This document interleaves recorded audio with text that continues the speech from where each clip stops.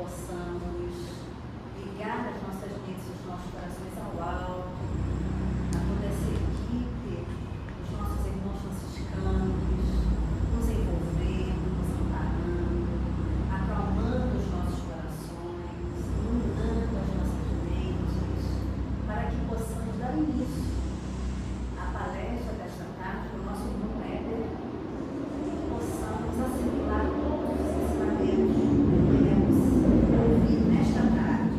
E pelo livro Fonte Viva, Espírito Emmanuel, através do estudo Francisco Cândido Xavier,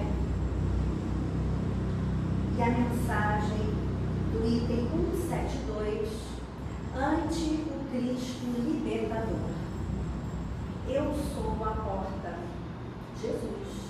Isso está registrado no Evangelho de João, no capítulo 10, versículo 7. Segundo os léxicos, a palavra porta designa uma abertura em parede ao rés do chão ou na base de um pavimento, oferecendo entrada e saída. Entretanto, simbolicamente, o mundo está repleto de portas enganadoras. Dão entrada sem oferecerem saída. Algumas delas são avidamente disputadas pelos homens que, afoitos na conquista de posses efêmeras, não se acautelam contra os perigos que representam. Muitos batem a porta da riqueza amoedada e, depois de acolhidos, acordam encarcerados nos tormentos da usura. Inúmeros forçam a passagem para a ilusão do poder humano e despertam detidos pelas garras do sofrimento. Muitíssimos atravessam o portal dos prazeres terrestres e reconhecem-se, de um momento para outro, nas malhas da aflição e da morte. Muitos varam os umbrais da evidência pública, sequiosos de popularidade e influência, acabando emparedado na masmorra do desespero. O Cristo, porém, é a porta da vida abundante. Com ele, submetemos-nos aos desígnios do Pai Celestial e, nessa diretriz, aceitamos a existência como aprendizado e serviço em favor de nosso próprio crescimento para a imortalidade. Vê, pois, a que porta recorres na luta cotidiana, porque apenas por intermédio do ensinamento do Cristo alcançarás o caminho da verdadeira libertação. Com esta mensagem, agradecendo por mais esta oportunidade, por esta missão alcançando os nossos espíritos nesta tarde, que possamos dar início à palestra do nosso irmão amigo Éder nesta tarde, com o tema Espiritismo e Atualidade, que os bons amigos espirituais, os nossos irmãos franciscanos, o envolvam em muita luz, muita harmonia espiritual. Paz e bem a todos nós. Graças a Deus. Boa tarde a todos, encarnados e desencarnados. Que os amigos espirituais possam nos envolver, principalmente os franciscanos, porque nós precisamos realmente de uma visão mais ampla para lidar com o momento que nós estamos passando. Esse tema, ele nos convida a pensar como o Espiritismo pode nos ajudar a lidar com a atualidade.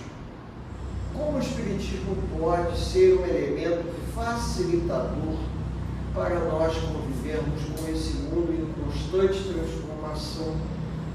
Porque existe uma diferença grande entre nós conhecermos o Espiritismo e nós compreendermos o Espiritismo. E a compreensão, ela só vem com o tempo. Só com o tempo é possível a gente entender a mensagem, porque ela aparentemente é uma mensagem simples, mas ela tem um fundo de alto teor de transformação, de mudança. Eu ontem estava assistindo uma palestra e vi um companheiro nosso falar sobre as bem-aventuranças e falou de uma passagem interessante entre Tiago, se eu não me engano, ou Mateus, não estou lembrado qual dois apóstolos, e Jesus, eu acho que foi Mateus, após o Sermão da Montanha, quando ele questionou o apóstolo com o mestre, dizendo o seguinte: Senhor, é essa multidão de pessoas simples, atrasadas, humildes, sofridas, que vão aplicar, vão transformar o mundo? E o Cristo disse que sim. Não naquele momento, mas com o tempo. É um processo. A doutrina espírita, ela nos convida principalmente a um processo de reforma íntima, de renovação. E dentro dessa ideia de renovação, à medida que nós vamos lendo, nós vamos ressignificando a nossa história, nós vamos revendo nossos conceitos, nós vamos revendo nossa maneira de pensar. Por acaso estava vindo agora para cá, conversando com o motorista do Uber que me trouxe, e nós estávamos trocando uma ideia, falando de como é que o mundo mudou nesses últimos 10, 15 anos. A mudança, ela aconteceu por vários fatores, mas a doutrina espírita, ela é um elemento facilitador, vai nos capacitando a lidar com muitas situações do nosso dia a dia, como, por exemplo, a questão da perda, da separação, das mudanças, das transformações dos outros e nossas.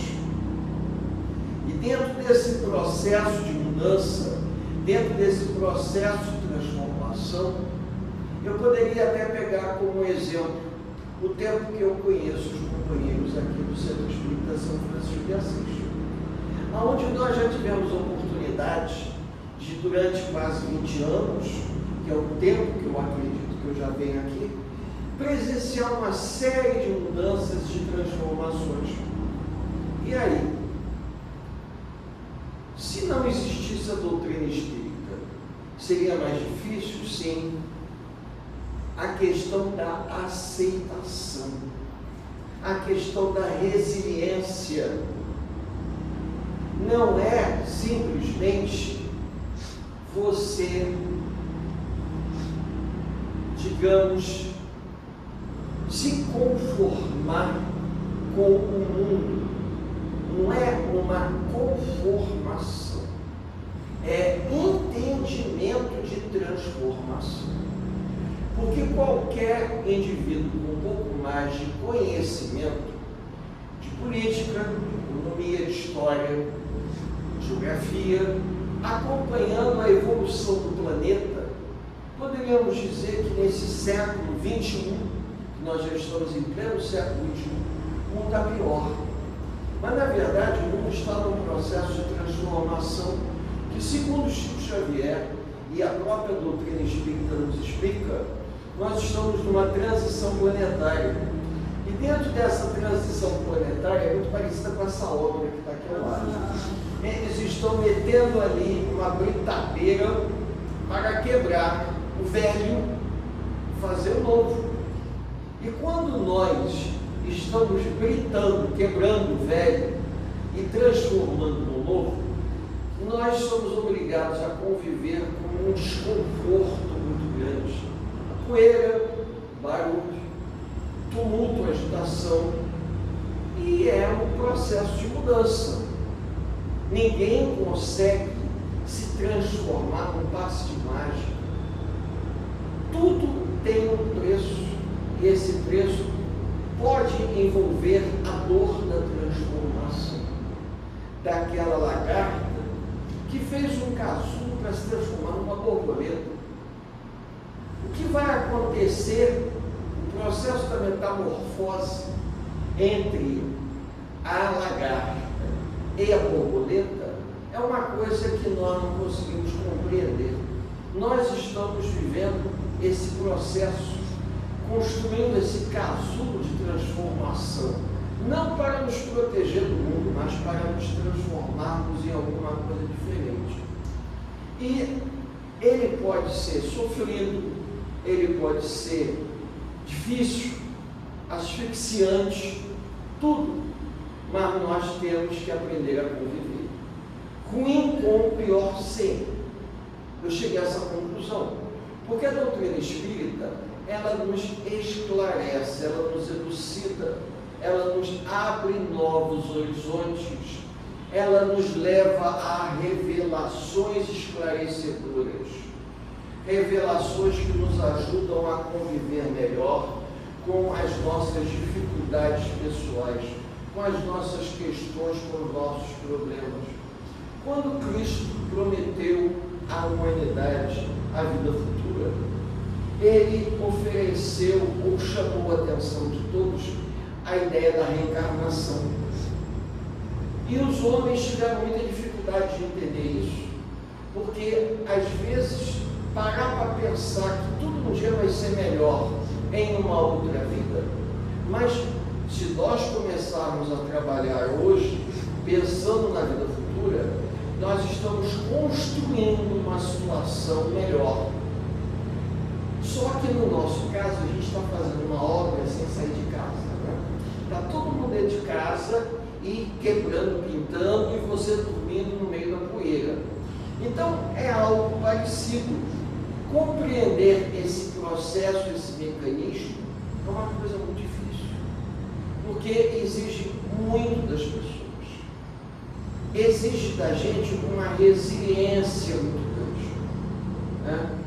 E essa resiliência não é você se dobrar ao máximo para não quebrar, é você compreender que existem dificuldades e tudo tem um passo a passo. Não é uma coisa simples. Você atravessou a rua, entrou na loja, cujo letreiro da loja se chama Soluções Prontas. Você não vai atravessar a rua para comprar uma solução pronta para trazer para cá. Você às vezes precisa construir. E o que a doutrina espírita nos ensina é nós compreendermos que para conseguir atingir o nosso objetivo, a gente tem que deixar o velho para trás e se transformar numa pessoa melhor. E esse processo de transformação, isso demora um pouco, isso leva um tempo, implica em abrirmos mão de alguns pontos de vista que nós acreditávamos como certos, abrir mão das nossas crenças, abrir mão de certos valores estabelecidos como verdades, que são tão entranhados na nossa estrutura que a gente não consegue se modificar. Como, por exemplo, a pessoa chega numa determinada idade e acha que não tem mais condição de aprender, principalmente estudar. E, na verdade, hoje algumas instituições estão inaugurando aulas para a terceira idade, principalmente aulas de inglês e outras. Então existem cursos na terceira idade, existem clubes da terceira idade, onde algumas pessoas, depois de uma certa idade, começam a fazer coisas que não faziam quando eram novos. Então isso permite que a gente vá ressignificando a nossa vida. Não é deixar de ser quem nós somos, é fazer uma mudança no guarda-roupa, na aparência. Com isso, a gente vai dando uma repaginada. E essa repaginada nos ajuda a enxergar melhor. Como, por exemplo, mulheres gostam muito de sempre modificar a arrumação das suas casas. ou da sua sala, ou do seu quarto, ou das coisas de lugar. Tem pessoas que têm, enquanto outros não conseguem tirar do lugar uma cadeira, outros toda semana, se possível, muda a cor da cortina, muda as coisas do lugar. Cada pessoa tem a sua maneira de ser. Isso é uma característica. E quando nós nos propomos a uma mudança, não é você deixar de ser quem você é você se permitir coisas novas. Muitas pessoas que buscam a consolação na casa espírita, elas buscam algum conhecimento novo que possa ajudá-las a lidar com o sofrimento pessoal. Eu tive a oportunidade de conhecer aqui na Zona Norte do Rio, há muito tempo atrás, muito tempo mesmo, algumas instituições aonde se dava mensagem de pessoas que desencarnaram.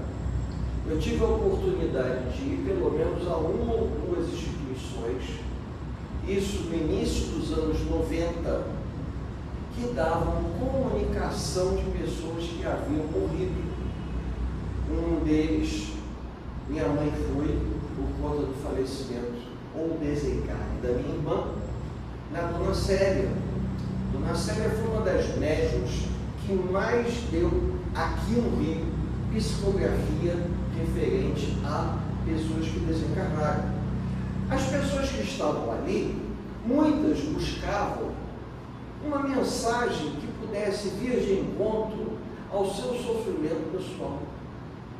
E encontraram uma palavra de consolo, uma palavra de esclarecimento, até mesmo com Chico Xavier.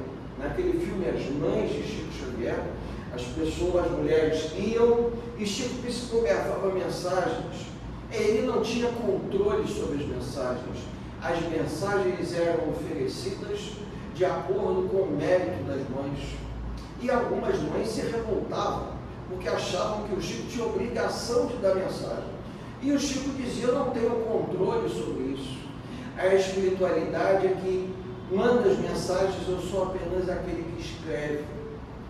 Então é interessante porque a gente vê que a pessoa busca o esclarecimento, busca a consolação, mas quer que aquilo venha de acordo com o que ele deseja.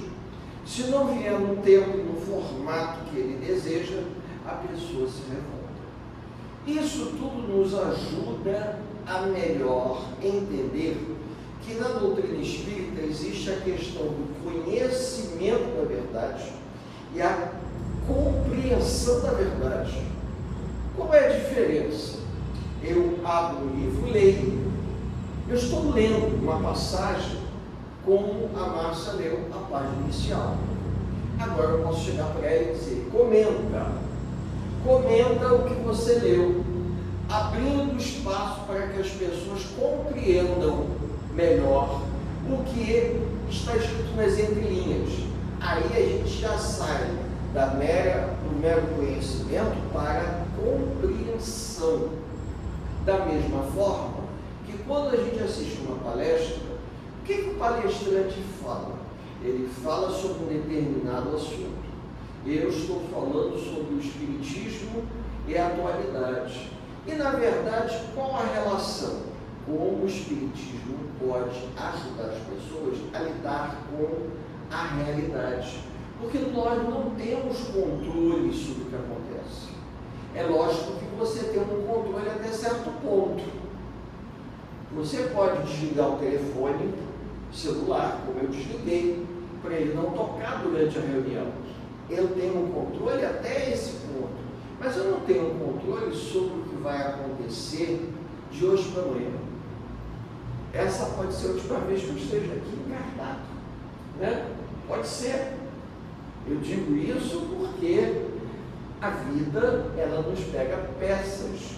Então, eu tive essa oportunidade porque eu encontrei São Joel na esquina ali da Voluntários da Pátria, poucos dias antes dele desencarnar. Ele estava saindo daqui da reunião e eu encontrei com ele lá. Então eu não esqueço disso. Porque não foi a primeira vez que eu tive a oportunidade de parar e conversar com ele. Aí parei para conversar com ele, e aí ele me contou que não morava por aqui e tal, que só vinha aqui e tal. Aí, uma semana ou duas depois, eu fiquei sabendo que ele tinha desencarnado. A vida nos pega essa peça. E a gente, às vezes, para pensar, puxa vida, a gente conhece um pouco da verdade, mas a gente não compreende o que está nos bastidores da verdade. Por quê? Porque a espiritualidade não nos revela. E nós precisamos aprender a ser resilientes. Não é uma obediência cega. Resiliência é você entender que tudo tem um contexto.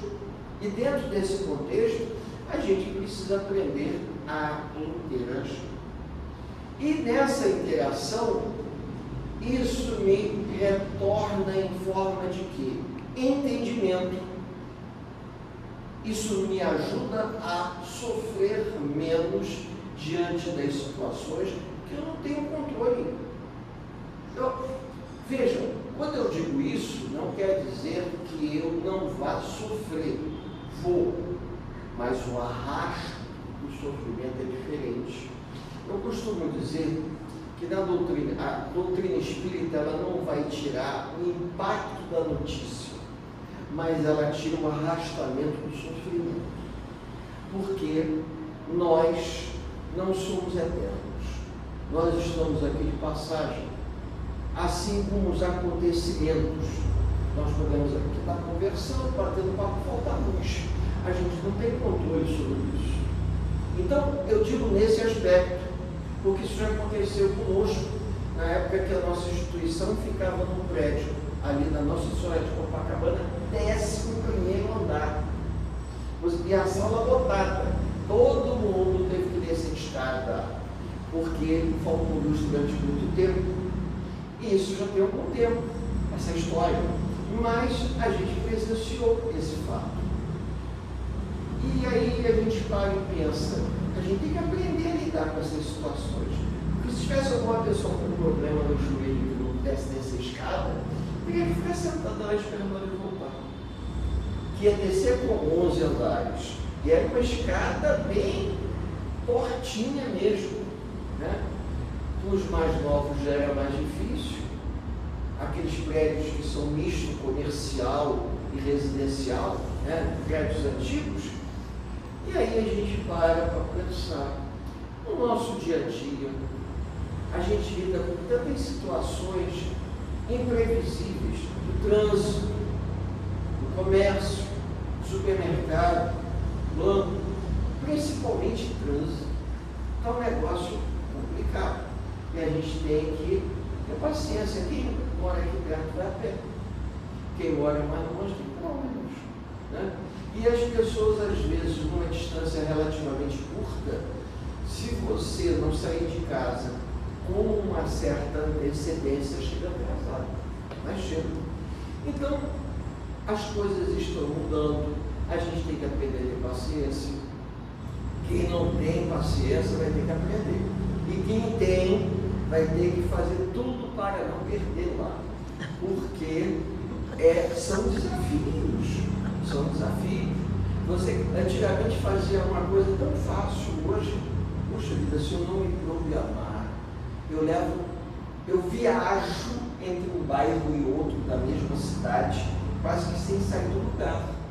Enquanto um avião vai daqui a São Paulo, eu me desloco entre o centro da cidade e a Zona Sul. Isso tudo são coisas que o mundo já sinalizava para a gente. Sinalizava, e a gente vai fazer o quê? Você tem que ter paciência, né? Não sei se vocês viram ontem o fato que aconteceu aqui no aeroporto, que teve um problema ali na pista do aeroporto. O aeroporto ficou parado um tempão. Então, aquele tipo de coisa que, imagine aqueles que estavam com o horário marcado por conta de alguma coisa em algum lugar. Aquilo criou um efeito dominó, como se chama hoje, né? em cadeia, em cascata, que desencadeou. A gente tem controle? Não, a gente não tem controle. Isso tudo, quando, digamos, respaldado pela doutrina espírita, a gente começa a ver que tudo tem uma razão de ser. E se nós tivermos o entendimento, nós vamos ter uma certa trégua. Você não é que você não vá ficar chateado, não vai ficar revoltado. Eu acho até humano ficar nesse mundo maluco que a gente vive, sou sincero. Mas aquilo não se arrasta.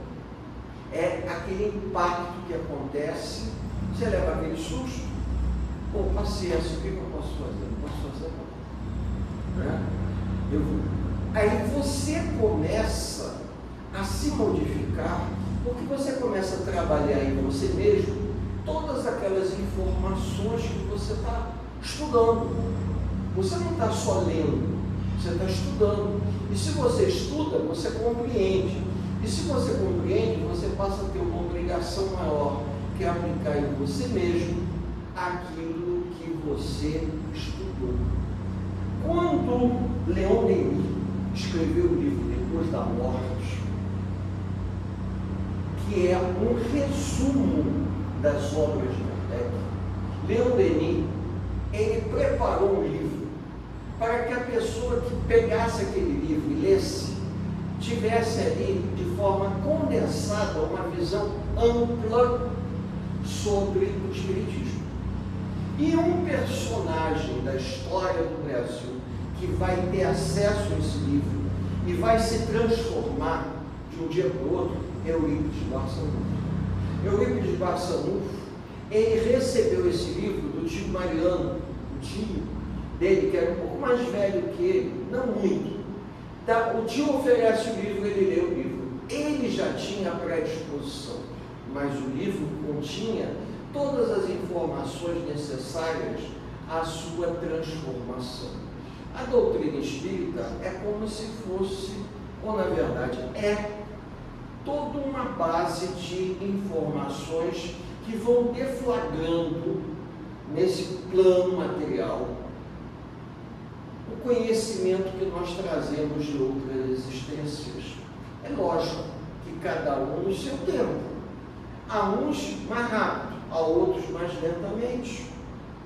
Cada pessoa interage de uma forma. Tem pessoas que abrem um livro e leem como se estivessem lendo um romance. Outros abrem um livro e leem e param para pensar, puxa vida, se eu tivesse recebido esse livro há 20 anos atrás, minha vida seria diferente. Mas eu também conheço casos de pessoas que leem o livro, estudam o livro, mas o entendimento ele é mais lento, porque o processo de amadurecimento ele é muito individual. E mais independente disso, isso nos ajuda. Por que isso nos ajuda? Porque isso gera uma sensibilidade maior para lidar com a vida, para lidar com o próximo, para lidar com o contexto que a gente está inserido. Às vezes, dentro de um contexto, você precisa perceber coisas que nem sempre a pessoa consegue perceber.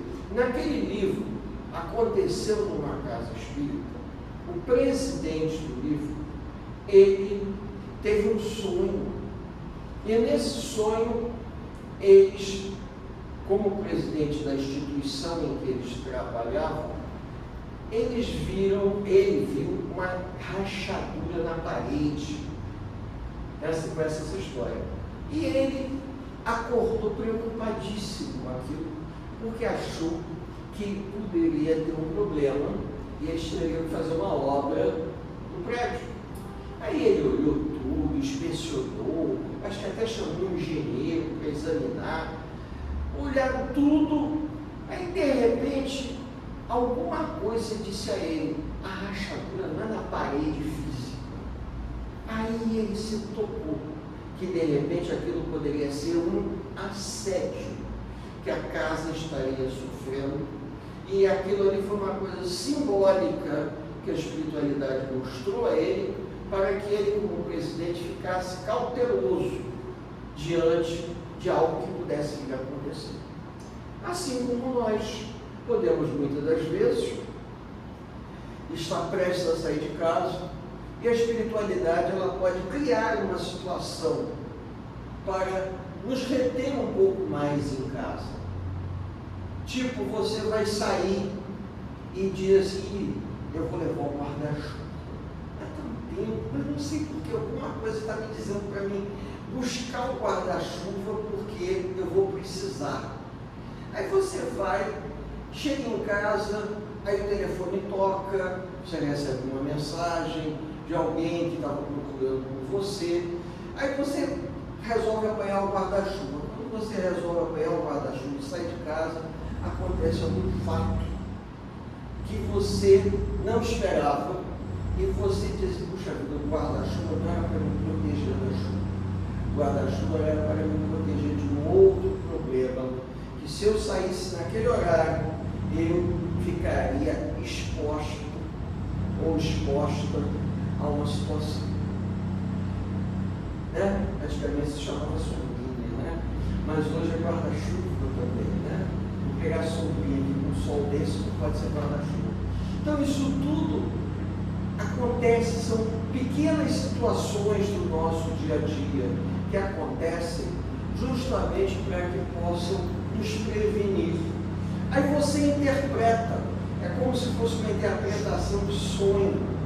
Não sei se algumas pessoas já tiveram a oportunidade de ver, antigamente tinha na televisão, o pessoal que fazia interpretação de sonhos, queriam revelações, e a espiritualidade não vai revelar o que a gente precisa passar. Eles podem sim nos darem orientações para lidar com as dificuldades. Não é advertir você para que você não passe pelo problema, porque se fosse assim, Chico Xavier não teria infartado. O Chico Xavier infartou, né? Então ele infartou, ele teve que se tratar. Bastava Emmanuel avisar, Chico, vamos ter que dar um tempo aí, porque você está muito estressado, senão você vai infartar. Ele infartou. Ele não teve problema de visão, problema grave de visão, que ele andava, a gente via, havia momentos que a vista do Chico até mudou de posição. A gente olha no óculos assim, coitado do Chico, né? O pessoal dizia, o Chico na vida foi tudo, menos bonito, né? Isso até é uma brincadeira que se diz, justamente por conta do problema da visão. E o Chico sabia que ele precisava passar por isso. Dr. Fritz, que era aquele médico, aquele espírito que realizava curas por intermédio de Arigó, tentou ajudar o Chico, avisando Arigó que poderia curar o Chico, mas o Chico agradeceu a oferta e disse que ele precisava continuar doente para poder curar o espírito. Quem teria na sua sã consciência essa compreensão da verdade? Só Chico Xavier. Porque qualquer um de nós que chegasse ali no Dr. Fritz, olha, eu vou resolver um problema, você quer? Claro que eu quero. Mas Chico tinha a compreensão de que se ele resolvesse aquele problema, aquele sofrimento seria adiado para uma outra encarnação. Aí entra a compreensão. Existem casos e casos. Divaldo nos conta uma história muito interessante. Ele estava lá em Salvador, ele ia fazer uma palestra numa casa espírita, mas estava um dia tão bonito, estava um dia convidativo para a praia, e ele ainda era novo, né? Porque Divaldo começou a fazer palestra com o Paulo de Tarso, do Espiritismo brasileiro, né? Como é chamado Divaldo, e Divaldo, ele pensou em se assim, sabe de uma coisa? Já está muito bonito, lá eles improvisam, eu vou à praia. É nesse meio tempo, Joana de Anjos apareceu para ele. Falou assim, Divaldo, vem cá, para onde que você está indo? Eu estou indo ao centro espírita que fica agregado numa instituição que eu leio no Rosário. mas eu não sei nem se eles vão querer me ouvir. Aí ela falou assim, olha, se você não for até lá, na próxima encarnação você vai para lá. Eu providenciei. Foi. Isso é verdade. Ele contou essa história. Ou seja, ela quis mostrar a ele que às vezes quando nós deixamos de fazer coisas que estão na nossa programação, simplesmente por uma atitude frívola da nossa parte, isso pode se transformar num compromisso para ser saudado mais adiante. E essas situações, essas historinhas interessantes, nos ajudam a refletir. Porque nós podemos fazer, a gente troca o sofrimento pelo trabalho. Quem nos conta isso é Chico Xavier. Chico Xavier nos contou isso e Célia Diniz escreveu isso no seu livro Lidando com a Dor da Perda. Célia Diniz, uma das mães do Chico Xavier, daquele filme, aquela em que o menino caiu da bicicleta, bateu com a cabeça e desencarnou. A Célia Diniz, ela foi criada muito ligada a Chico Xavier, porque o pai dela trabalhava na Fazenda Modelo, junto com o Chico, o seu Lico. E seu Lico, o pai, e Dona Lia, que era a mãe, eram muito amigos do Chico. E a Dona Lia, uma vez, tomou um remédio lá, e o remédio deu uma reação alérgica, ela ficou todo coberto de feridas. E a Dona Lia foi e falou com o Chico, olha Chico, como é que eu estou? Aí o Chico olhou e disse assim, Lia, o que você vai fazer? Eu vou ter que procurar um médico, isso foi um efeito alérgico. Ele falou, não precisa, você vai tomar passe comigo no centro. Vá lá no centro Luiz Gonzaga para tomar passe. E o Chico passou a dar passes na Dona Lia, foi dando passe, as manchas foram sumindo, sumiu quase que tudo, porém ficou uma pequena mancha na testa. E Dona Lia, toda vez que se olhava no espelho, via aquela mancha na testa, como uma cicatriz. Numa época, que isso chamava mais atenção. E ela falou o seguinte, procurou o Chico, falou assim, Chico, tem jeito como você continuar dando passe para que essa mancha desapareça? Aí o Chico sorriu e falou assim, Lia, eu dei os passes até onde foi possível. Isso não é um tratamento de peeling que vai desaparecer todas as manchas e rugas de você. Você precisa ficar com essa mancha na sua testa. Mas por quê? Para te lembrar, toda vez que você olhar no espelho, que você, quando ingressou no Centro Espírita Luiz Gonzaga, você fez uma escolha espiritual. Você trocou uma ranceníase por um trabalho social. Se você não tivesse participado do trabalho social junto à evangelização infantil, você ia ter lepra. Isso daí é o reflexo espiritual, o compromisso espiritual que você trouxe de outras vidas. Então não adianta dar passe porque não vai desaparecer. Só que a Célia escreveu isso de uma maneira muito engraçada, como se os passes fossem funcionar como uma espécie de um peeling e o Chico fosse fazer uma harmonização facial com a mãe. Mas, na verdade, não havia como, porque o compromisso espiritual era mais grave. E aí a gente para e pensa, puxa, isso é compreensão. Até o ponto em que Chico chamou ela para dar os passes, que ajudaria ela a melhorar, isso é conhecimento. Quando a gente diz assim, olha, vamos levar as crianças para tomar passe no centro, vamos tomar passe de cura para nos ajudar. Agora, por que fulano tomou o passe e melhorou mais rápido do que eu? Por que fulano só melhorou pela metade? Quando a gente entra no mérito de digamos assim, da curva de recuperação ou do processo de melhora individual de cada pessoa, nós já estamos entrando na questão da compreensão da verdade espiritual. Nesse caso da Dona Lia, o Chico revelou a compreensão, não o conhecimento. Que o conhecimento é você dizer, leva ele no centro para tomar um passe que melhora. Aí levou, melhorou, né? E o outro levou e não melhorou, ou ele demorou mais para melhorar.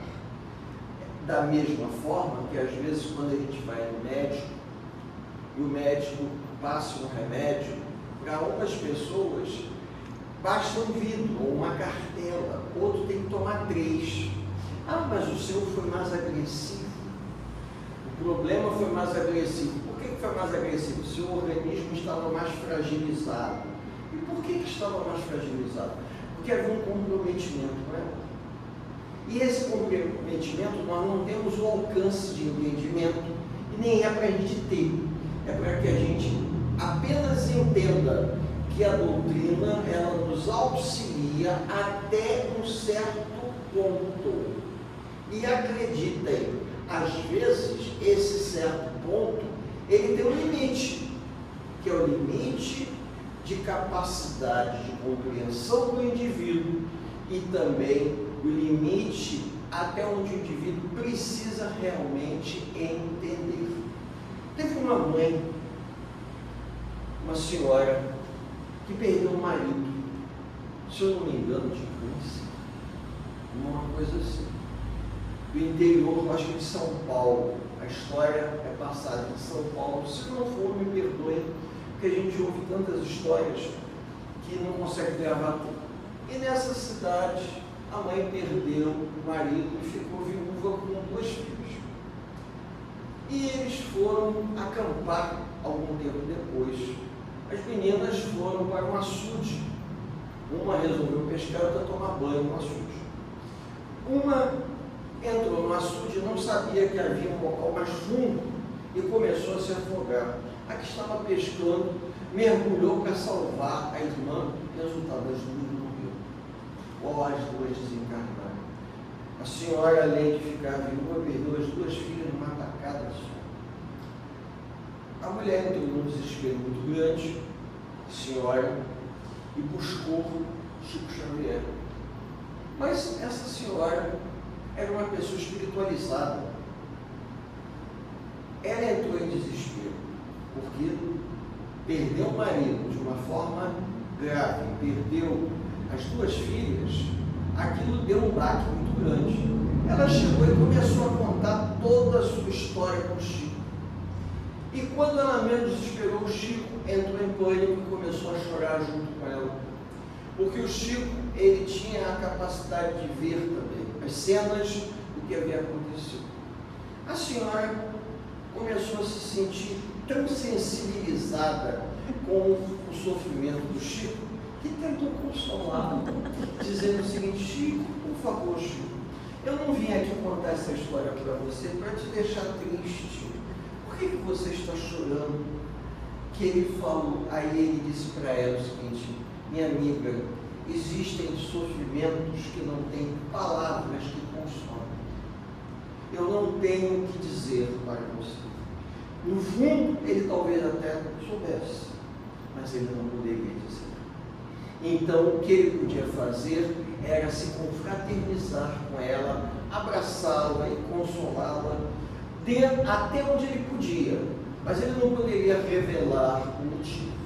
Como, por exemplo, já existe uma outra história que o Chico nos revela o motivo, aonde um companheiro nosso, um livrinho, que eu acredito até que o pessoal aqui já deve ter tido na livraria para vender ou na biblioteca de empréstimo, chamado Inesquecível Chico, do Gerson Sistine e do Romeu Glisse. O Gerson é o nosso diretor doutrinário e ele conheceu o Chico, e seu Romeu, que era seu cunhado, era muito amigo do Chico, e os 2 resolveram pegar várias histórias de convivência com o Chico, juntar e fizeram um livrinho, Inesquecível Chico. Dentro dessas histórias tem uma que vale a pena contar para vocês, para encerrar e vocês verem como muitas das vezes a bênção da, digamos assim, de se ocultar a verdade é melhor em alguns casos. Por isso que nem sempre toda a verdade é nos revelada. O Chico estava atendendo lá em Pedro Leopoldo e o seu Romeu contou, o Chico chamou o seu Romeu, que estava próximo na primeira fileira, para assistir ao atendimento fraterno. Então, a história é mais ou menos assim. Quando uma senhora da roça veio com uma menininha, o pessoal da roça atrasado, bem atrasado, segurando pela mão. E uma menininha muito bonitinha, mas pelo semblante da menininha, eles viam que a menininha tinha algum problema neurológico grave. A senhora da roça, uma pessoa pobre, atrasada, analfabeto, isso naquela época, na década de 1940 e poucos, para os anos 50, né? A história é muito antiga. Aí a senhora da roça foi, chorou, conversou com o Chico, explicou que a garota era, na época usava uma expressão abobalhada, né? Não usava as expressões pejorativas que passou a ser usada depois, a menina era abobalhada. E o Chico olhou, foi lá, fez um carinho na menina, deu um beijo na cabecinha dela e se despediram. A menina muito bonitinha e a senhora, gente muito simples da roça. Quando eles foram embora, a senhora com a criança, o Chico virou e falou: vocês acabaram de ver a lei da reencarnação. Aí o seu Romeu falou: puxa, essa menina, numa encarnação passada, foi uma mulher muito bonita. E pelo fato dela ter sido abandonada, preterido pelo seu companheiro, ela tirou a própria vida, usando uma arma na cabeça. Isso criou uma lesão no perispírito, e essa lesão levou a ela a reencarnar com um comprometimento espiritual, como vocês estão vendo. Esse quadro é reflexo da agressão que ela causou a ela mesma. Nesse caso, a história é mais ou menos isso. Eu estou resumindo para contar a vocês a minha moda. A gente tem conhecimento da verdade, temos a compreensão da verdade. Só que em alguns casos é possível que a gente só fique com conhecimento. A compreensão nem sempre nos será útil em termos de revelação. Agora, o povo é curioso, gostaria de saber o que aconteceu nas últimas encarnações. Basta vocês lerem Coisa Memórias no Suicida, que vocês vão ver que Camilo Castelo Branco nos conta, na terceira parte do livro, as proezas dele nas encarnações passadas, encarnações onde ele se envergonhou do que ele fez. Então, a vantagem que a doutrina nos oferece, o conhecimento e a oportunidade de lidar com as situações, sabendo que tudo é transitório na vida e que nós estamos aqui para evoluir.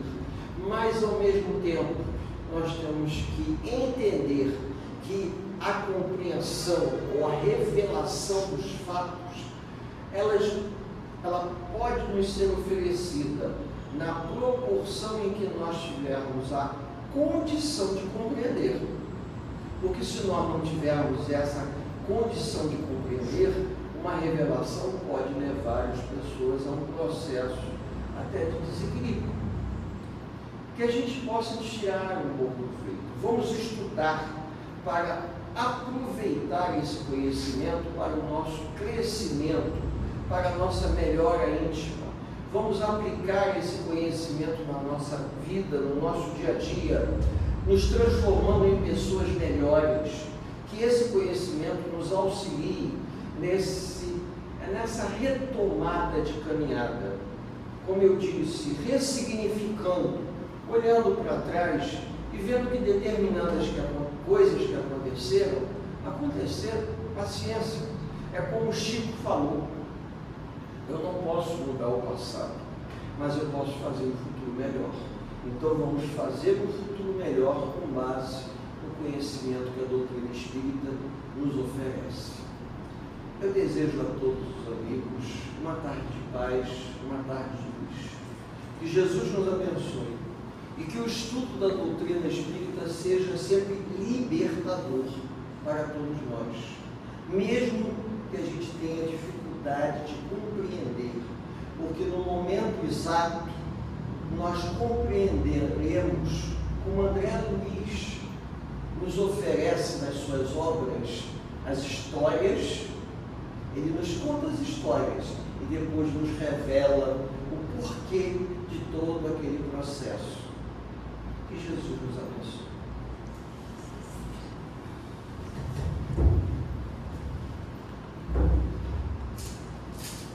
Agradecemos sempre, né, a nossa comédia,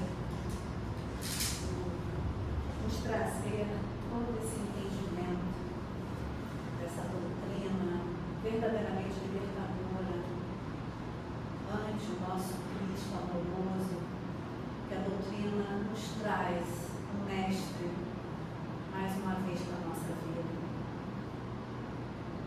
Que possamos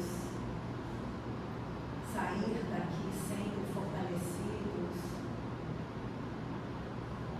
neste propósito do nosso crescimento espiritual, da nossa busca por trilharmos um caminho melhor, o caminho do bem, o caminho do amor, da fraternidade, que nos unirá a cada um de nós, os nossos corações, nessa fraternidade,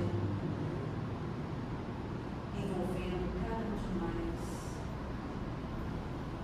Que a paz do Mestre possa nos envolver, alcançando as nossas mentes, os nossos corações. Que possamos realizar todo o bem que pudermos, aonde estivermos. Agradecemos a essa espiritualidade maior dos nossos irmãos franciscanos, por tudo que fazem cada um de nós. E que possam levar a todos os nossos irmãos, aonde estiverem, necessitando de auxílio. Paz e bem a todos nós. Muita luz, meus irmãos. Graças a Deus.